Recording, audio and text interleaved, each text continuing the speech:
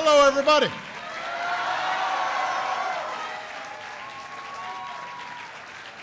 Thank you so much. Well, can everybody please give Nelson a big round of applause for the outstanding job that he did. So, Nelson just told me backstage he plans on being a Navy SEAL. So, I was really nice to him now so he doesn't mess with me later. We are very proud of him, proud of all the students who are here today. I want to thank Principal Richardson for the great job that he's doing. And I want to thank all the wonderful teachers who are here at Buck Lodge Middle School. Go Vikings. I brought along some people who very much care about the future of these young people. We've got America's Secretary of Education, Arne Duncan, in the house. We've got the FCC Chairman, Tom Wheeler, and two of his fellow commissioners who are here doing great work. Congressman Steny Hoyer's in the house. County Executive Rushern Baker is here.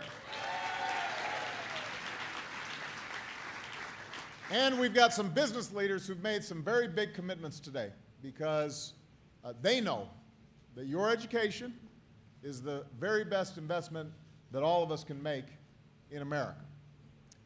Now, last week in my State of the Union address, I spent some time talking about opportunity for everybody, which is at the heart of this country. The idea that no matter who you are, no matter what you look like, if you have a chair, feel free to sit down. That wasn't actually my line, but I thought.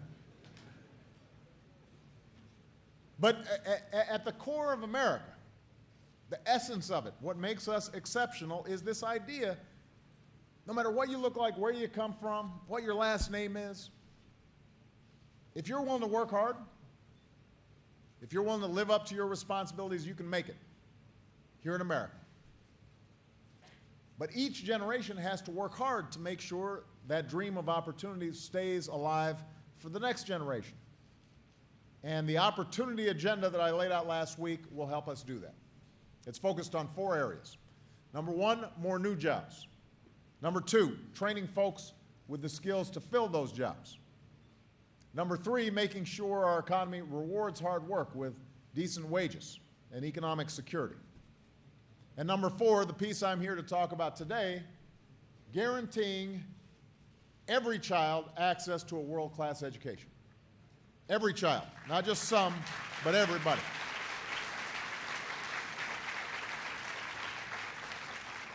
Now, I'm only standing here today because my education gave me a chance. I'm not so different than a lot of these young people. I was raised by a single mom with the help of my grandma and my grandpa. We didn't have a lot of money. And for a while, my mother was working and going to school at the same time as she was raising a couple of kids. And there were times where times were tight. But with a family who loved me, and with some hard work on my part, although it wasn't always consistent, as my mother and my grandparents would point out, and then ultimately with the help of scholarships and student loans, I was able to go to college. I was able to go to law school. And entire worlds of opportunity opened up to me that might not otherwise have been available. So the country invested in me. My parents invested in me, my grandparents invested in me, but my country invested in me. And I want America to now invest in you. Because in the faces of these students, these are future doctors and lawyers and engineers, scientists, business leaders. We don't know what kinds of products, services, good work that any of these students may do. But I'm betting on them, and all of us have to bet on them. So 5 years ago, we set out to change the odds on all of our kids. Our Race to the Top challenge has helped raise expectations and performance in states all across the country. Our high school graduation rate is the highest that it's been in more than 30 years. That's an achievement. The dropout rate among Latino students has been cut in half since 2000. Really big deal. We reformed our student loan programs so that more young people are able to afford to go to college, and now we've got more young people earning a college degree than ever before. Teachers and principals across the country are working hard to prepare students like you with the skills you need for a new economy.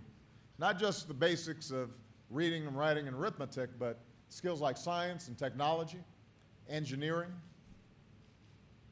critical thinking, creativity, asking, what do you think about that idea and how would you do things differently? Now, we still have more work to do to reach more kids and reach them faster. And some of the ideas that I've presented will require Congress to act. But while Congress decides what it's going to do, I said at the State of the Union, and I want to repeat here today, I will act on my own wherever I have the opportunity to expand opportunity for more young people, wherever I have a chance to make a difference in their lives, I'm going to act. I'm going to act.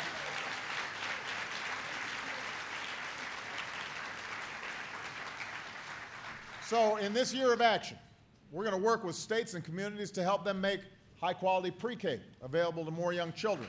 We know it's a good investment. We want to keep working to partner high schools with colleges and employers to offer real-world education experiences that can lead directly to jobs and careers. And we want to do more to make sure no middle-class kid is priced out of a college education, and obviously no poor kid is priced out of a college education. That's got to be a priority for us. But today we're here to announce some big strides that we're making to put the world and outer space at every child's fingertips, whether they live in a big city or a quiet suburb or in rural America. Last year I launched something called ConnectED, a new initiative to close the technology gap in our schools and connect 99% of America's students to high-speed broadband internet within 5 years. Now, this is something we can do without waiting for Congress. We do need some help, though. So we picked up the phone and we started asking some outstanding business leaders to help bring our schools and libraries into the 21st century. Today, thanks to the leadership of some of these companies, we've got some big announcements to make. But first, I want you to know why it matters that we make sure technology is available to every child. Technology is not the entire answer, by the way, when it comes to educational excellence. We've got to make sure we've got outstanding teachers. We've got to make sure that parents are doing what they need to do. We need young people to make the effort and to have high expectations for themselves.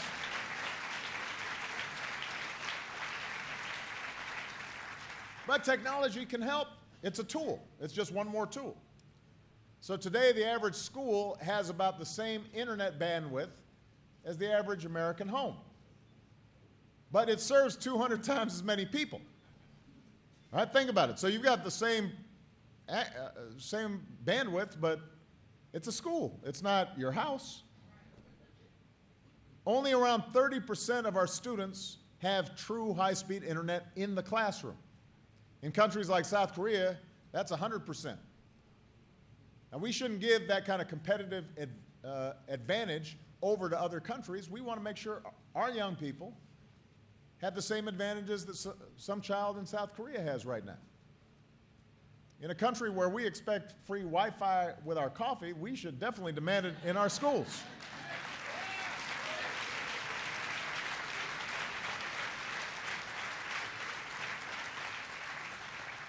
Now, here at Buck Lodge, you are showing how we can use technology to teach our young people in innovative ways. And by the way, the principal told me that part of how this got started was some of the stimulus dollars that we put in place almost 5 years ago now. But every student here has access to their own iPad. And you don't just write papers or take tests. They're animating movies. They're designing blogs. They're collaborating on multimedia projects. In the world of an 8th grader, Annie Gomez, she says you can learn even more, you can take in more, and then you know more about the world. And new technologies are helping teachers. So in Mr. Jeter's science class, students take quizzes on their tablets.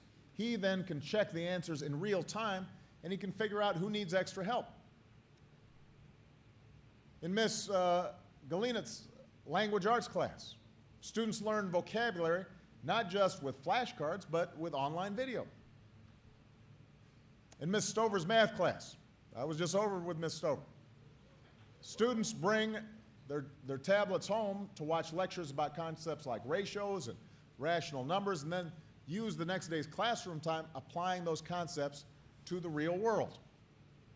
So technology allows teachers here to spend more time being creative, less time teaching to the test, giving continual feedback, being able to pinpoint where a young person's having trouble because they're able to see their work right away in a pretty efficient way.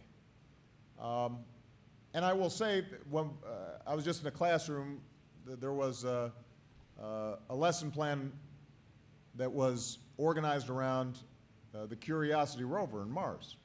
And the young people there were doing some amazing stuff, making their own iBooks with video and multimedia. And I was, as I was walking out, I was talking to Steny Hoyer about how I remember using glue sticks and scissors to cut stuff out, and it didn't look very good.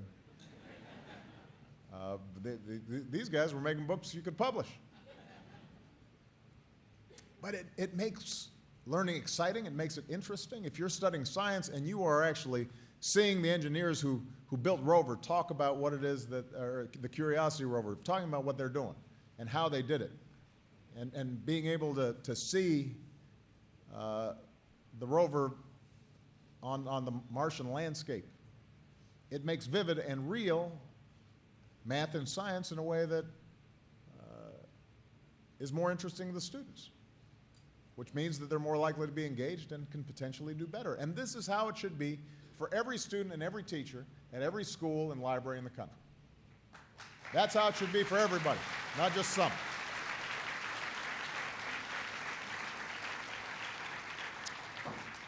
Today, almost 8 months after we launched ConnectED, we can announce some very big commitments that are going to go a long way towards realizing that vision, where every child has the access to the technology that they can use to help them learn.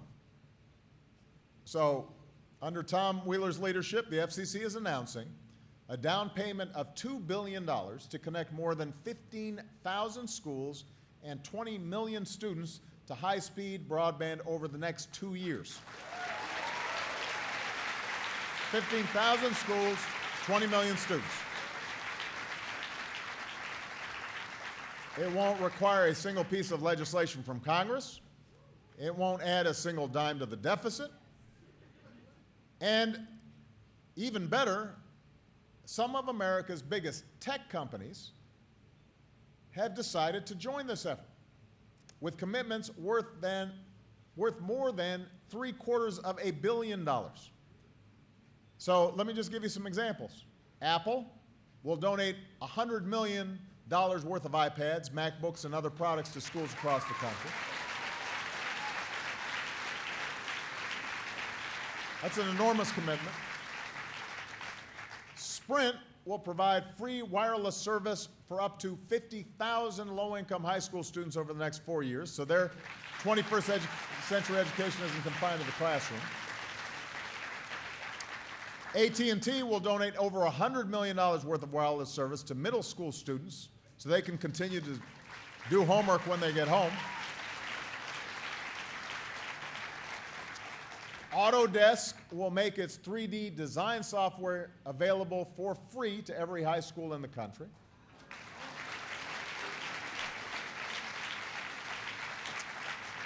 Microsoft will offer products like Windows to students and teachers at a deep discount and provide 12 million free copies of Office to our schools.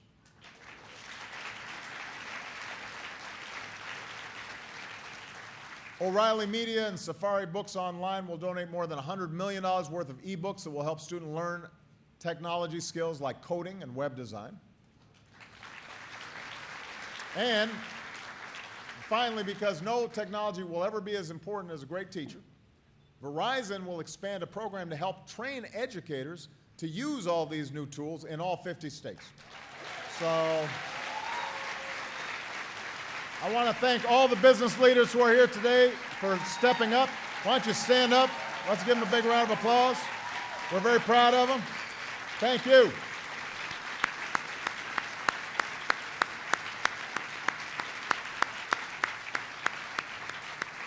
Now,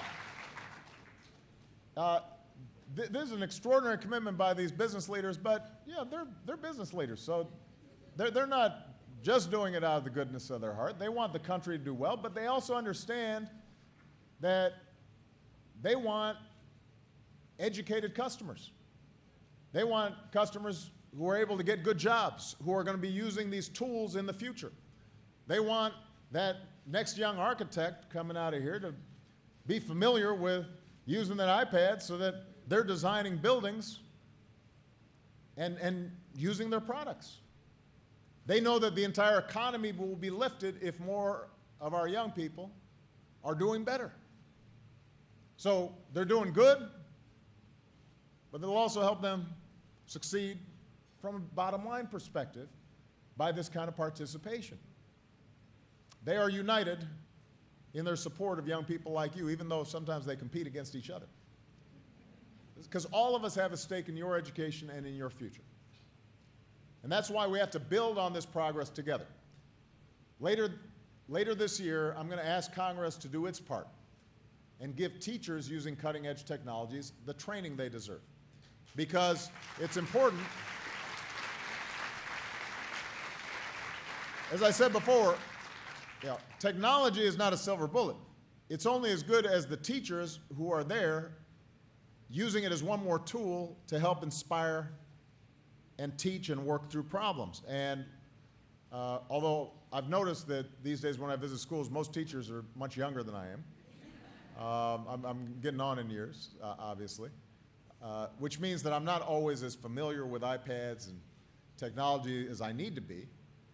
We want every teacher in every school to understand from soup to nuts how you can potentially use this technology. And that oftentimes requires a training component that makes sure that the technology is not just sitting there, but is actually used and incorporated in the best way possible.